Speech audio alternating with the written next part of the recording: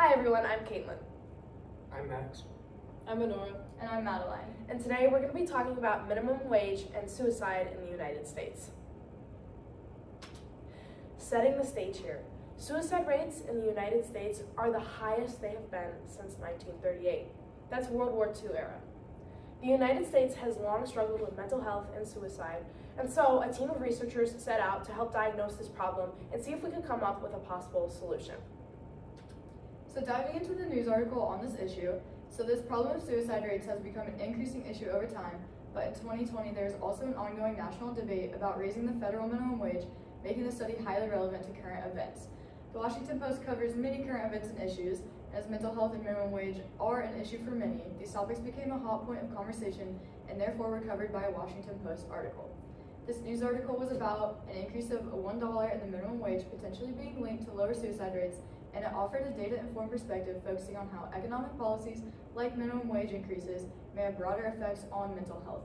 It views the research as a contribution to the conversation about income inequity, financial stress, and suicide rates, especially among those with lower education and income levels. By doing this, the article emphasizes how raising the minimum wage could have life-saving effects, as many people with low incomes have many economic stressors that contribute to mental health struggles and even suicidal thoughts. It suggests that raising the minimum wage could help ease financial burdens, reduce stress, and potentially prevent suicides among the most vulnerable groups. So it brings the perspective that not only could raising the minimum wage improve financial well-being, but it could also provide potential mental health benefits. So next we wanted to address the issue in the research paper that this Washington Post article is based on. This research was performed by a group of researchers at Emory University consisting of John Kaufman, Leslie Salz-Hernandez, Kelly Comro, and Melvin Livingston. For their study, the independent variable was the difference between the monthly state and federal minimum wages in all 50 states and Washington, D.C. from the year 1990 to 2015. Also, their dependent variable were the monthly suicide rates for all individuals aged 18 to 64 for these same states in the same time range. For the study, they used a group of adults with aged 18 to 64 with a high school diploma or less. They chose this age group because these are the people that are most likely going to be working near the minimum wage and are most likely going to be facing these financial and economic issues that may lead to mental health issues, such as suicide.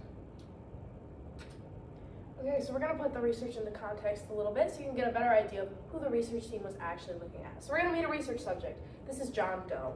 John Doe has a GED, so high school graduation level equivalent, not anything more.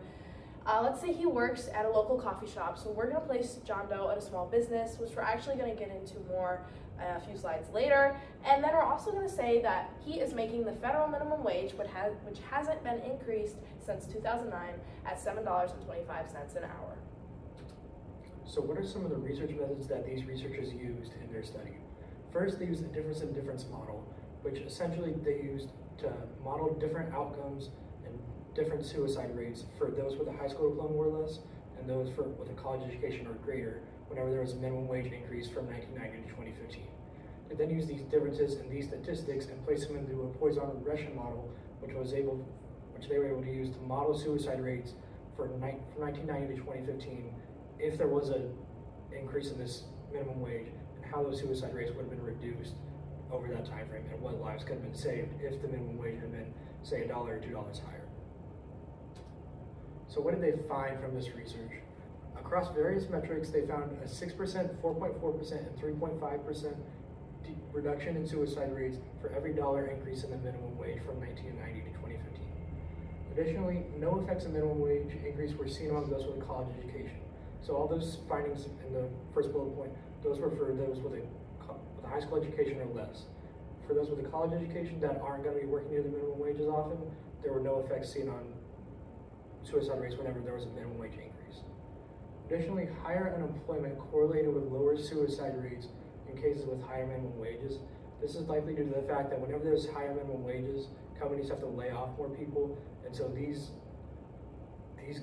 layoffs lead to more mental health problems. However, they may not lead to as many suicide rates because these people are unemployed and making no money, which in a sense is better than being employed and making marginally more money, because at least with unemployment there's hope that you can find a better job and make more money for yourself and your family.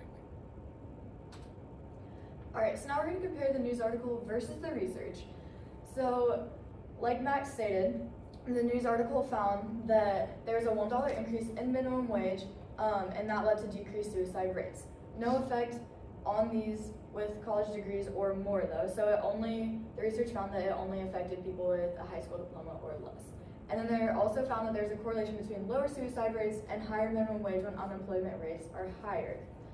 So then looking at the news article used these research findings and the correlation between minimum wage and suicide rates to make the main point that raising the minimum wage could improve mental health.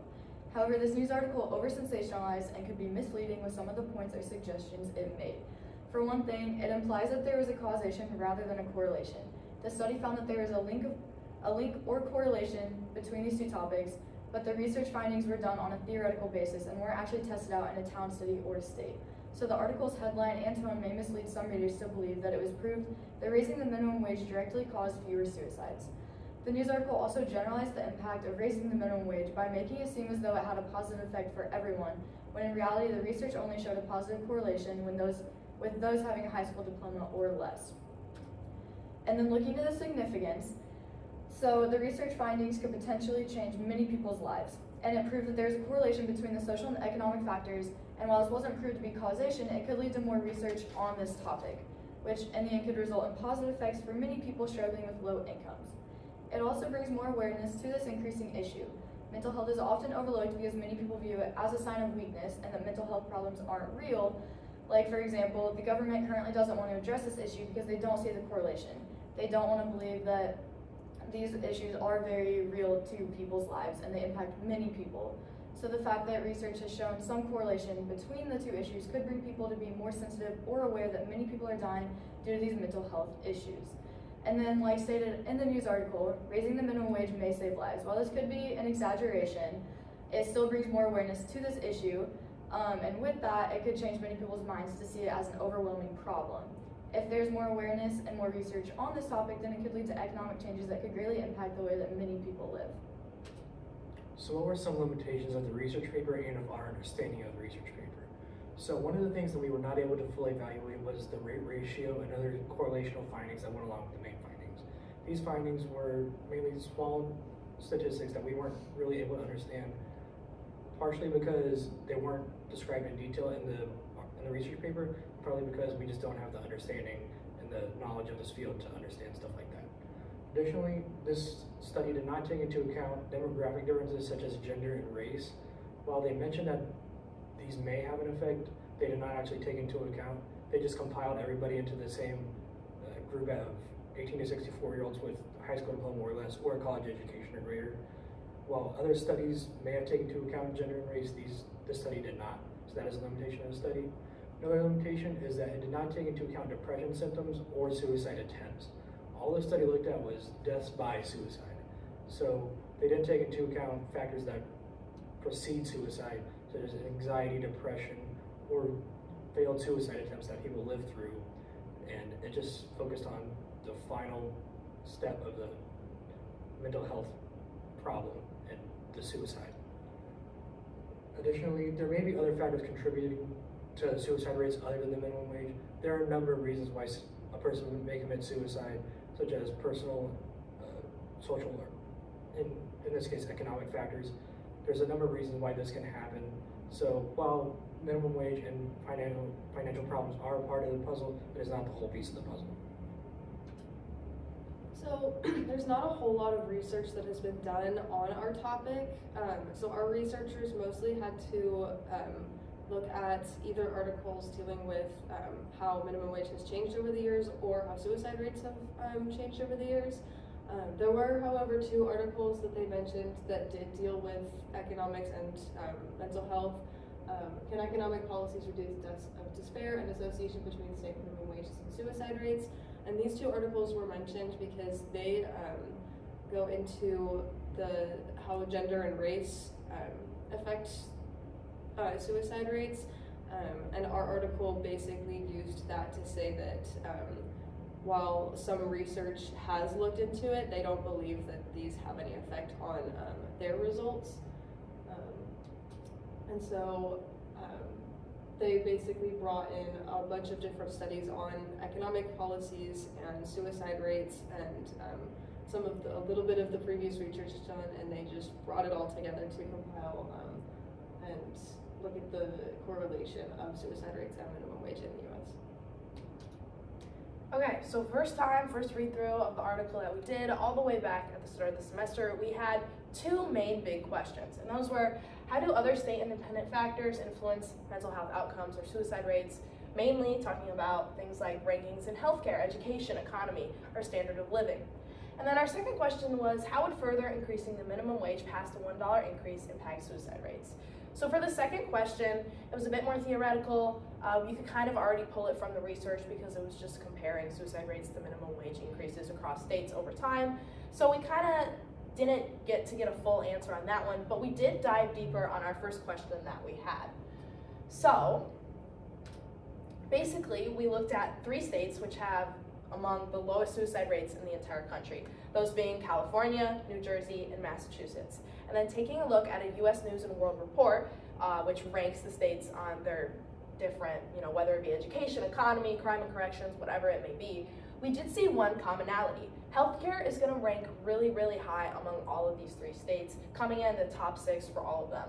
There's some other commonalities. Education ranks pretty high, top 25 for all of them, but really it's that healthcare we see that commonality, that really, really low ranking or high ranking, low number. So in taking a broader look at maybe what could be impacting suicide just beyond the economy or economic state, minimum wage, we really do see this connection to healthcare, which we found to be a little bit interesting. Now to dive deeper and put together a research team for dissecting our topic, we decided to pull in the Department of Sociology, more specifically Cody Steffi, which is a professor at IU that was in the videos that we watched in class. And we would use this Department of Sociology to look more deeply into the reasons that people commit suicide, as well as why certain groups are more prone to committing suicide than others. We would also use the Department of Economics to look at how the minimum wage has changed over the years.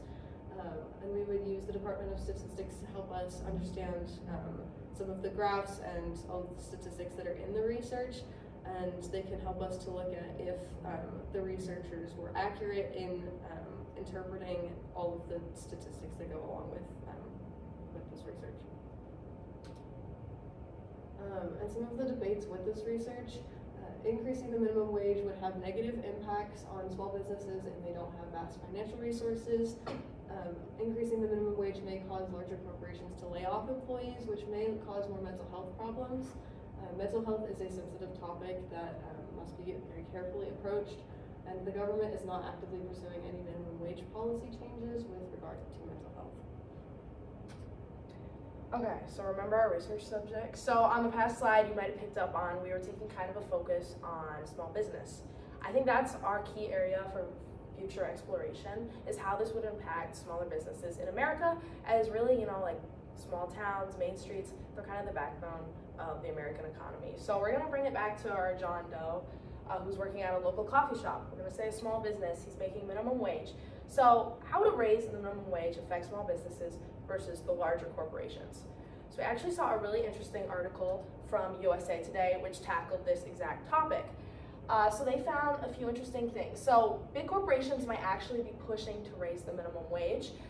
This possibly could be for a socially impactful point of view, but also it brought up the fact that Amazon, big retailers like Amazon, Walmart, and Target have already kind of raised their own corporate minimum wages for employees at the company. So this push could be to kind of hurt small businesses and kind of get rid of some competition is a possible angle that they could be coming from. It's not a very positive one, but it's probably a realistic one of cutting down competition. The Congressional Budget Office says that a raise to 15 an hour could result in 1.4 million job losses. Around 55% of those would be centralized on the smaller firms, according to this USA Today article. So obviously that's problematic for small companies. It's hurting the smallest of the small companies first. And so we have a quote from Mandy King, who is a small business owner. She runs a child care center in Colorado. Please don't make it harder than it already is for small businesses like mine to stay open. There's only so much we can take. And so I think it really just goes to show that there needs to be more research done on this topic and really just seeing how the impact would be beyond just, I mean, obviously the research is very positive and could be a great step towards lowering suicide rates and promoting mental health, but how is this going to affect the economy on the other hand, small businesses on the other hand? So it's something to definitely future look at and keep in mind, and an interesting connection. All right, we want to thank you guys for listening to our presentation and taking a deeper dive into this research and information with us. We hope you found it interesting, and we hope you'll maybe think about minimum wage and mental health and just bringing awareness to the topic. So thank you for listening.